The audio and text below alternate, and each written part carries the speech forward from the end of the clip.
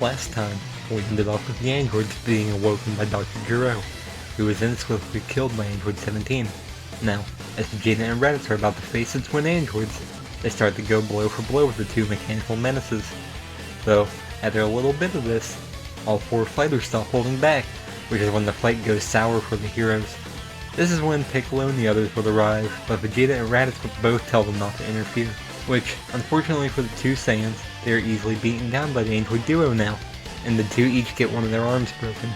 Gine and Future Trunks have fly in and try to face the two androids, but they are easily beaten down as well. When Piccolo and the others try to face them, they meet the same fate. Eventually, the androids break Raditz's and Vegeta's other arms, and get ready to leave. Though, Krillin is left unbeaten and is told to give them sensu beans, and is left with the message that the androids will fight the heroes anytime they want. Eventually they leave, though Android 18 still kisses Krillin's cheek before leaving. At this time, Vegeta and Raditz both take off, and Future Trunks tries to go after them, but Piccolo stops him, though he takes off as well towards Kami's lookout as a last resort. Once on the lookout, Piccolo just cuts to the chase and says why he is there, which is to merge with Kami again. Though Kami tells him he will, but he wants to wait first to see that if the androids are a real threat first. Also during this time, the androids still do their usual thing of stealing a van. In the meantime, Tien goes back to where Shatsu is while Future Trunks, Gine, and Krillin head to Goku's house. This is also where Gohan arrives with them getting ready to leave, since the androids are on the way there. During this time, Bulma still calls the heroes on the ship and tells them about the second time machine they found. After being told where the time machine is, Future Trunks and Gohan head towards it together while Bulma also goes towards it.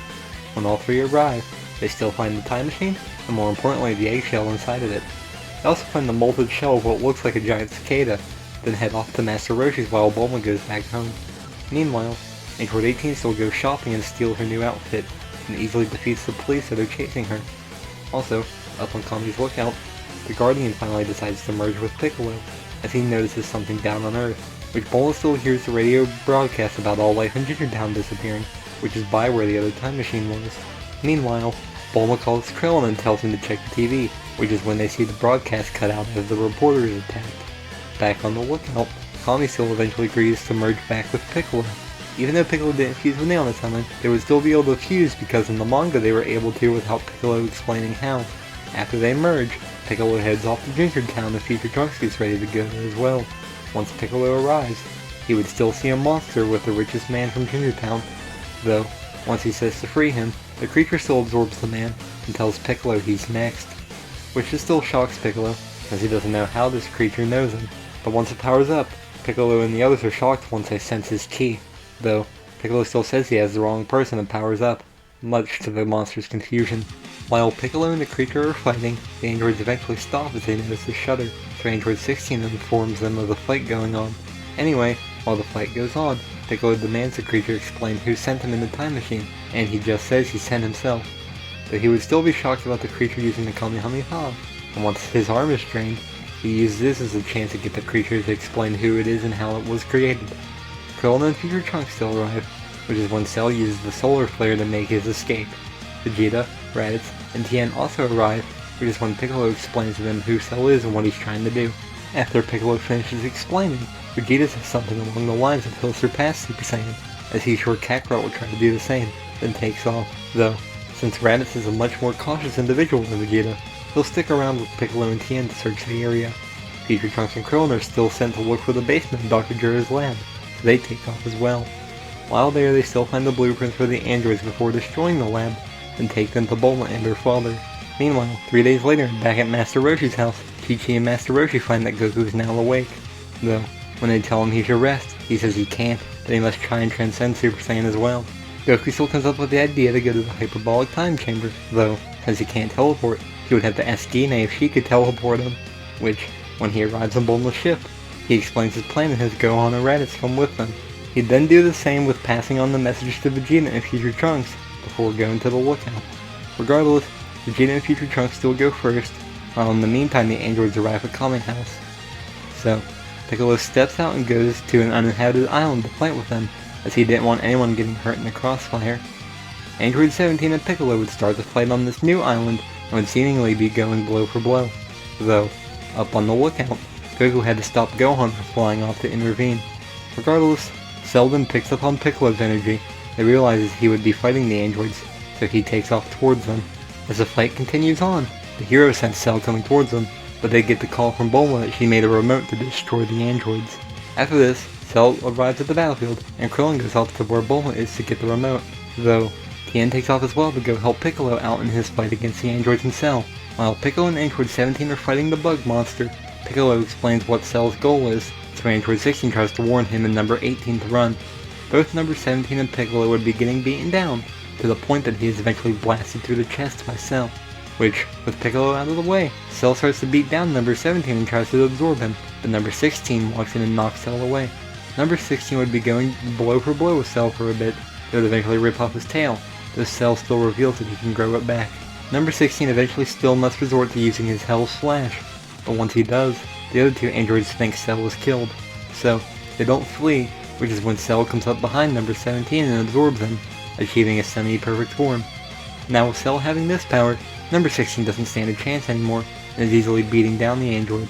However, before he can trick number 18 into getting absorbed, Tien steps in. He starts to use his Neo Tri-Beam to keep Cell in place. He was only doing this so number 16 and number 18 had enough time to escape Cell, as it would be worse if they stuck around. Tien eventually uses this until he passes out, but Goku has Gine teleport him there. Once there, Goku tells Cell in one day he'll be able to beat him, then they teleport away with Tien and Piccolo. As Cell takes off and Krillin gets a remote from Bulma, Vegeta and future Trunks exit the time chamber. While they are all up on the lookout, Bulma arrives and gives them the battle suit she made, but Piccolo still refuses to wear them. Vegeta takes off, and before Trunks can leave, Goku gives the future warriors some Senzu beams. Meanwhile, Cell threatens to destroy island after island until number 18 shows herself, but once she doesn't come out, he follows through on his threat and destroys an island. After destroying 2 more islands, Cell gets ready to destroy the one the androids are on. However, he is interrupted by Vegeta, who already transformed to Super Saiyan, arriving on the battlefield. Though, after Vegeta arrives, future Trunks arrives as well, though he hasn't transformed yet. Regardless, as Vegeta transforms into his ascended Super Saiyan form, or Super Saiyan Grade 2, Goku and Gohan enter the hyperbolic time chamber. As Vegeta was fighting semi-perfect Cell, he would easily be beating him down, while in the meantime Krillin was flying towards Vegeta himself, since he had the remote to destroy the androids. Vegeta still tells Cell to stop holding back, but once he does, it is still useless against the Saiyan Prince and his newfound power. Meanwhile, as Krillin is still watching the fight, he spots the androids, so he flies in so he can deactivate them. However, as Vegeta was about to end off Cell, the monster starts throwing his tantrum that if only he could have achieved perfection, he never would have been beaten by Vegeta. Vegeta then lands and talks to Cell, asking if he could really beat him if he did achieve this perfect form, to which Cell told him that he could. So, Vegeta tells him he'll let Cell achieve his perfect form, but when he flies off, Trunks transforms and gets in the creature's way. Meanwhile, as Krillin gets close to number 18 and number 16, he remembers what number 18 did, mainly the kiss on his cheek, so he drops the remote and destroys it, which defuses number 18, but he then tells the androids to flee. However, Cell spots number 18, and when he goes after her, Trunks yells out that she's been found, and transforms into his ascended Super Saiyan state as well and chases after Cell. Though, Vegeta in turn chases after Trunks and knocks him out of the way. Though as the two are fighting, Cell makes use of this distraction to use the solar flare, thus blinding everyone. In the midst of this confusion, he absorbs number 18 and starts to transform. Though, as Cell starts this process, Trunks tries to attack him so he can't finish his transformation. However, it was too late, as the monster finally achieves his perfect form. Meanwhile, up on the lookout and in the hyperbolic time chamber, Gohan has finally achieved Super Saiyan. Anyway, back with Cell and the others, Krillin, who is angered by Cell killing number 18, tries to attack the bio-android. As to be expected, Krillin is easily beaten down, so Trunks flies in and gives him the sensor beam. After Krillin gets back up, he reveals that Cell is holding back a lot, and that he knows Trunks is hiding something as well. Regardless, as Vegeta realizes he is getting toyed with, he tells Cell to get serious.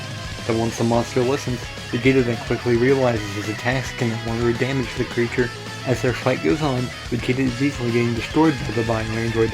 Number 16 tried to come behind Cell and attack him, but the creature told him that it would be futile, so the android kept out of the fight.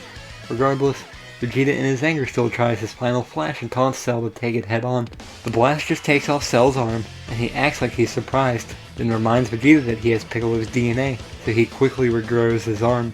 After this, Cell beats down Vegeta to the point that he falls out of Super Saiyan and is knocked unconscious, which, with Vegeta unconscious, Trunks can reveal what he was hiding, and transforms into his Ultra Super Saiyan state, or Super Saiyan Grade 3. As the future warrior finishes transforming, Cell would be shocked that he had this power hidden, but regardless, Trunks still gives Krillin a Senzu Bean and tells him to take his father to Master Roshi's and to give him the Senzu Bean. At first, Trunks doesn't try to fight, as he was trying to give time for Krillin to leave, so Cell knew this, and once Krillin left, he asked if Trunks was finally able to fight. After Krillin left with Vegeta, Trunks went up to his full power and charged at Cell. Meanwhile, in the hyperbolic time chamber, Goku also learned how to surpass Super Saiyan. As he demonstrated to Gohan, he went into his ascended Super Saiyan form first, then Ultra Super Saiyan. As he mentioned, even though it gives him great power, it drastically reduces his speed. Back with Trunks and Cell, Trunks wasn't able to land a hit, and he wasn't sure why. So Cell eventually transforms into a similar state to make the point that sure, he's stronger, but he's also way slower.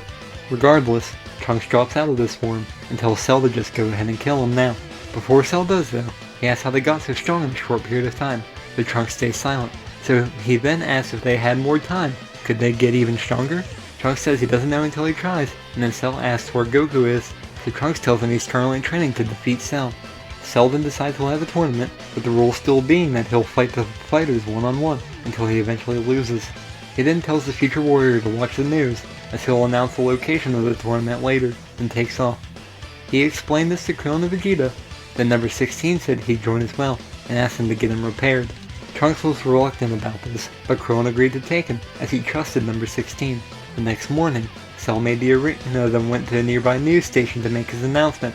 He still lays out the rules, the time, and the location, and invites anyone from Earth to challenge him. Which, up on the lookout, Goku and Gohan exit the time chamber and sees everyone standing around. So, he asks the others to fill him in on what happened, so Trunks fills him in on it. Vegeta asks if Goku can defeat Cell, and he says he isn't sure, so he asks Gine to teleport him to Cell. Once they get back to the lookout, Goku reveals that he doesn't believe he can beat Cell at his current strength. As for the time chamber, the way they planned it was that Piccolo would use it for a day, then Vegeta and Trunks would use it again. As for Gine, she would want to use it as well, but couldn't decide on who to go in with, either Goku or Raditz. But Goku believes it's better if he and Gohan don't go in for a second day, so Gine and Raditz would go in together instead for 2 days. Goku still makes a plan with Gohan to train for 3 days, rest for 3, and train for the other 3, but they still go and get Chi-Chi before going back home.